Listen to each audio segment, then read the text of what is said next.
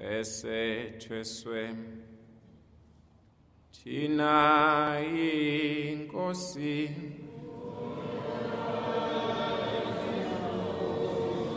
ayijola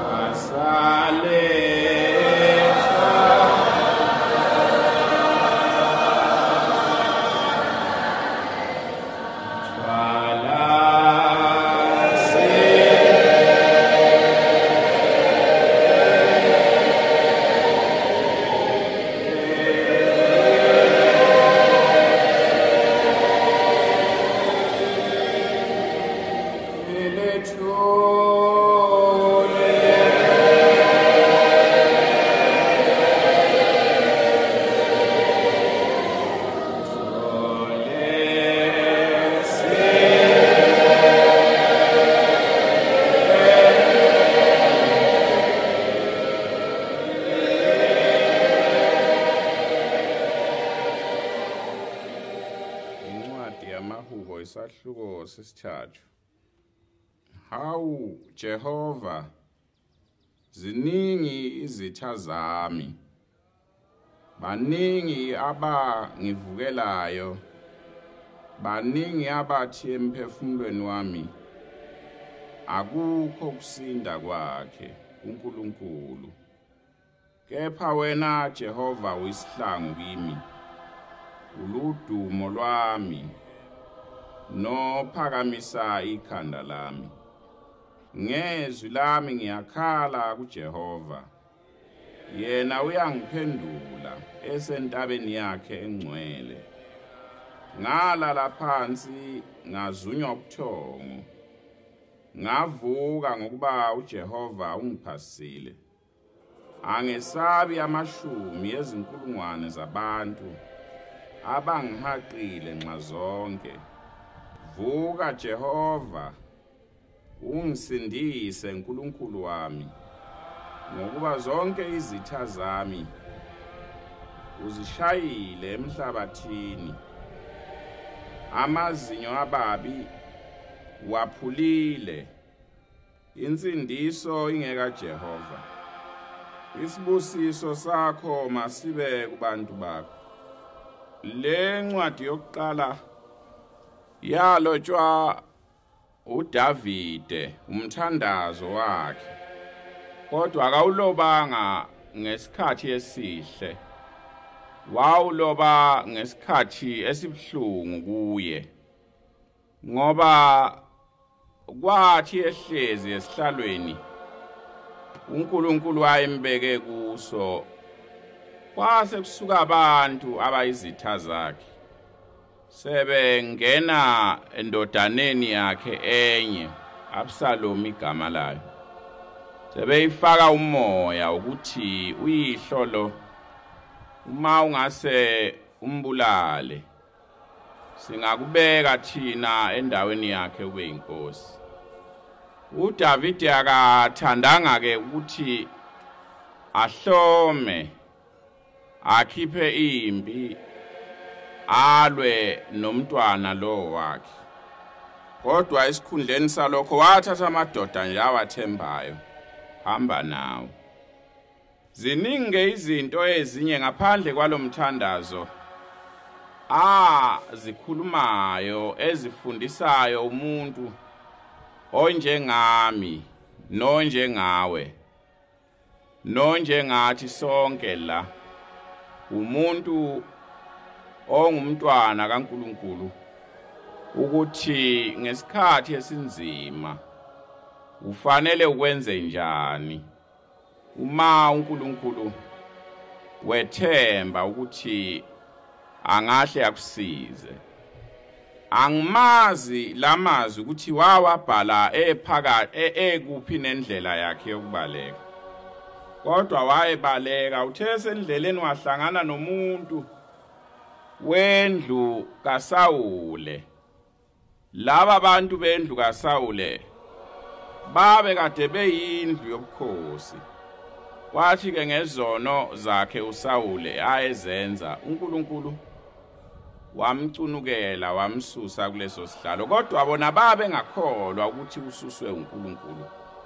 Babe kholwa ukuthi uDavide ukwenze ngobuqili lokho, abangakwemukela nje, bahlala njalo bemzonda. Manje ke uma esendleleni ebalekela le ndodana yakhe eyayisimhlomele imzingela ngoba ingenwe umoya walaba bantu abayikhohlisayo, wayesehlangana nalomuntu, kanti usezwile lo muntu ukuthi uDavide wehlelwe ihlazo elinje lokuba azingelwe indodana yakhe.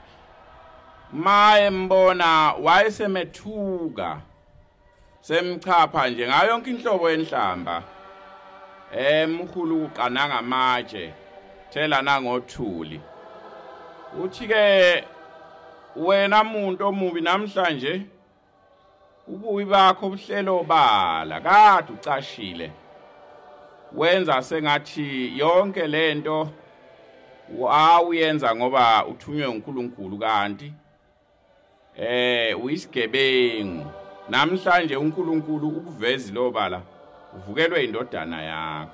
Wamthuka nje waqhubeka nezinye izinto, kwaze kwathinteka umfana omunye phakathi kwabafana ababehamba naye uDavide.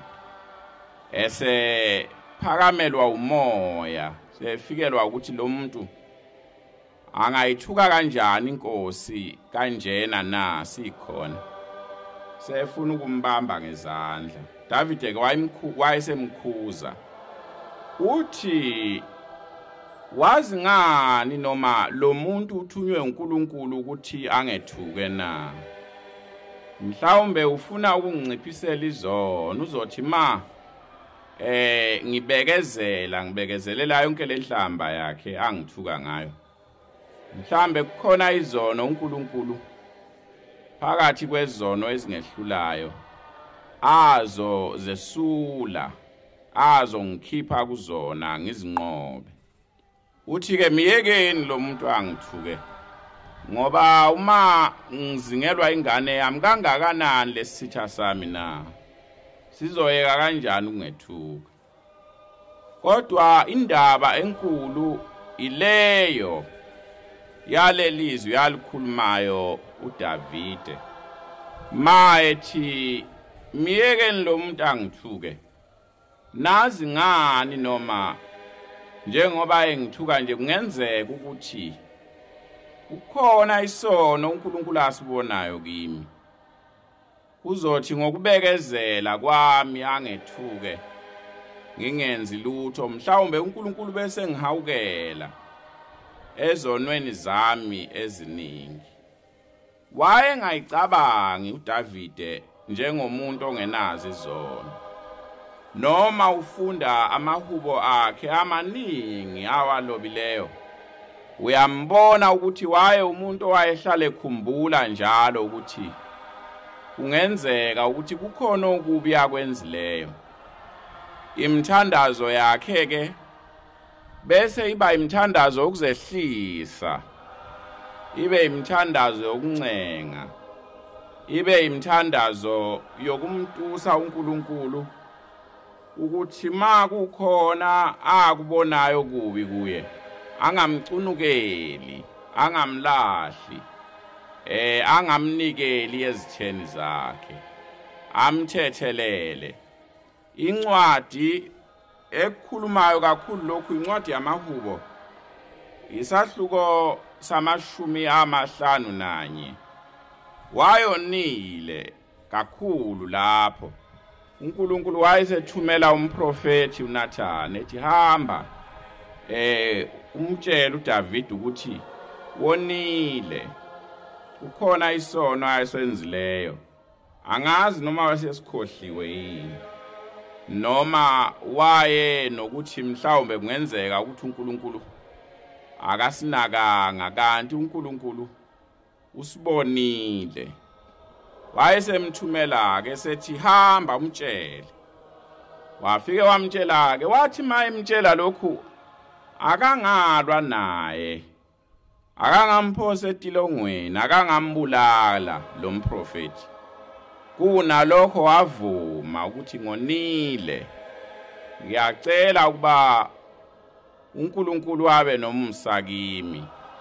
Uma uyifunda lencwadi uyancenga kakhulu, uyazivuma, uyazilahla kuNkulunkulu. Kodwa indaba yobutha ayihlali injalo. Akusiso sonke isikhathi lapho kuye umuntu avukelwe izitha ngoba kukhona isono uNkulunkulu wasibonayo kuye. Njengoba uDavide esho kulomuntu engikhuluma ngaye. Kwesinye isikhathi kakhulukazi njengoba sihamba nje lolu hambo esiluhambayo, izitha eziyovuka kwenye indawo kuyoba izitha zikaShembe, kuyoba izitha zakhe ezingayithandi lento esiyenzayo. Abantu abangenwe umoya wabantu ababengamthandi uShembe. Nakho konke ayekwenza kusukela ngamhla efika lapha kulelizwe lakithi. Angazi noma ukhona umuntu owake wazingelwa nowake waba nezitha ngezinhlobo zazo, nezimhlophe, nezingabefundisi, nezingamaphoyisa, nezizimantshi, nezingabefundisi bakhe, nezingabantu bakhe, nezinduna, nezingabanumzane, nezingamakhalathi njengoShembe.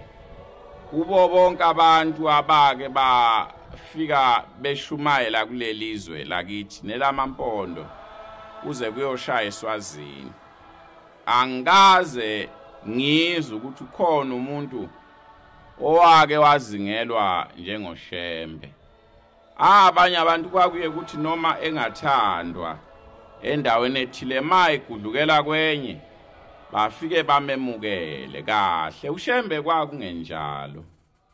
uShembe yonke indawo lapha ehamba khona wayengafiki kube kuhle, wayefika kube buhlungu, wayefika abantu bengambheki kahle, naba maziyo naba ngamazi. Makukhona umuntu noma munye noma babili ababememukela, kwakube labo bantu baningi kakhulu. Kodwa make kwasuka umsindo, babe baningi abantu abathi makaxoshwe. Ufunani kulelizwe? Akaqhubekele kwenye indawo uzobanga uxabana, uzoxova abantu. Ngiye ngikhulume indaba yokutholakala komuzi waseNazaretha. Ngithi nawo watholakala kanjalo.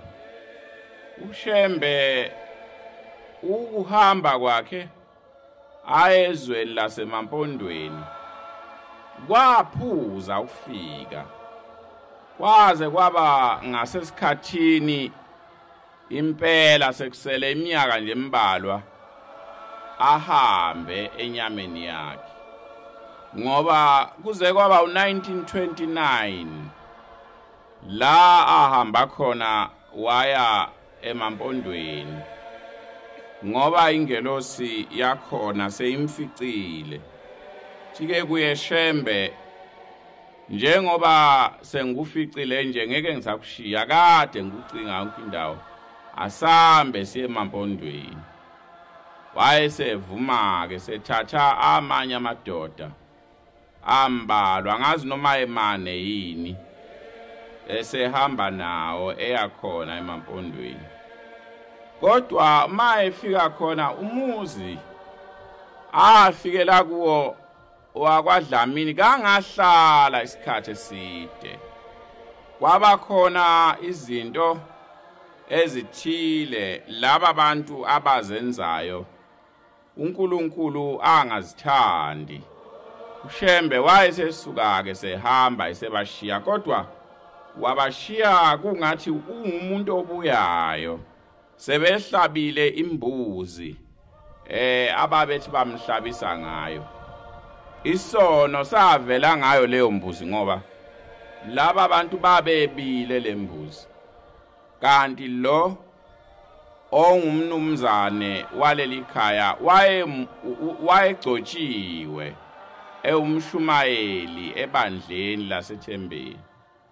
Angazi kwenzeka kanjani kuba athole isibindi sokuthi fikelwe umoya wokweba, athathe impahla yomuntu engayikhokhela, nalo muntu engazi ezohlabisa ngayo uShembe. Kanti lokhu uShembe uzokubona maye kubona wayesetshela laba ayehamba nabo ukuthi cha, ngeke sahlala la, sesiyahamba yini na? Lo muntu usonile yini untshontshe imbuzi yomuntu njengoba sihlabisa ngayo nje ngeyomuntu lembuzi kakuye yakhe. Base bephuma ke sebehamba beze beyongenisa emzini wakwaNkabana. Ngiye ngifise ukuthola isikhathi esanele ke ngichaze le ndaba yalaba abantu bakwaNkabana nosizi lwabo nesandla sikaNkulunkulu esasiphezulu kwawo lo mzi. Usulokhu uShembe wayengenile khona. Kodwa abantu uma ngibuka nje okungafanele ngabe akekho umuntu wakhona okhona la eMkayideni njengoba sikhona, noma ukhona ekuphakameni njengoba sikhona, noma ukhona eNazaretha njengoba sikhona. Ngobukhulu bemsebenzi uShembe ayisebenza kulo muzi wakwaNkabana. Kodwa ke wathi mayesuka lapha kulo muzi wakwaDlamini wayongenisa emzini wakwaNkabana. Wahlala khona lesi sikhathi ehleli. Laba abantu bakhona bayesebehamba bebiza abantu, bengena bephuma emzini yonke nje khona endaweni thiwa khona uShembe. uNkabana ke wayesebenza la eThekwini uRisho khona. Indaba kaShembe wayeseke wayizwa nasemaphepheni ukuthi umuntu onjani. Ngalokho ke ma efika uShembe base bebiza abantu ukuthi fikani kusasa kuzoba nomthandazo khona uShembe. uShembe yini na bachaze. Kuthe kusekuseni umuzi wakwaNkabane wawusugcwele abantu. Kodwa phakathi kwalabo bantu kwakukhona nabantu abangamthandi uShembe. Kwakukhona nabantu abamzondayo babeqala ukumbona, kodwa abangamthanda. Imbangela kwakumona ngoba uma unyuka eNazaretha kukhona ibandla elikhulu okuthiwa kuseThembeni. Lelo bandla yonke le ndawo nemize yakhe lene khona ngaleso sikhathi kwakuyilona bandla elinabantu abaningi kakhulu. Manje ke uma kufika lo muntu okuthi kusa efike ngayizolo sekugcwele abantu emzini, uma ededelwa la eqhubeka nalento yakhe kuzophela abantu, ngoba kwakungenzeki lokhu ayekwenza uShembe emabandleni akuwo. Hayi sebehlangana ke namakhosi akhona sebe faka umoya ukuthi makaxoshwe, akazi ukusonta lapha. Wayethi uzokwenza umthandazo wasekuseni. Angizukusonta yini na cha imvume yokushumayela unayo iphi iveze. Thike uShembe imvume yami yokushumayela ilapho uNkulunkulu wangithuma khona. Yona mvume yami leyo yokushumayela kodwa bangavumi ukwehlisa umoya balwa nje kakhulu nabanye bamsongela waze waphuma ke wahamba kulomuzi kodwa laba abantu bakwaNkabana bamthanda uShembe noma isexoshiwe akangaphela emicabangweni yabo uma sekutholakele lo muzi waseNazaretha ngabanye babantu bokuqala abasonta khona indaba sekuphakameni ayikaze ibe lula akuvamile ukuthi mawuthunywa uhambo lwakhona ufike sekucentiwe sekwakhiwe nendlu nezinto zokuthi uzolala ngani zodlani uzawuphuzani zokwembathani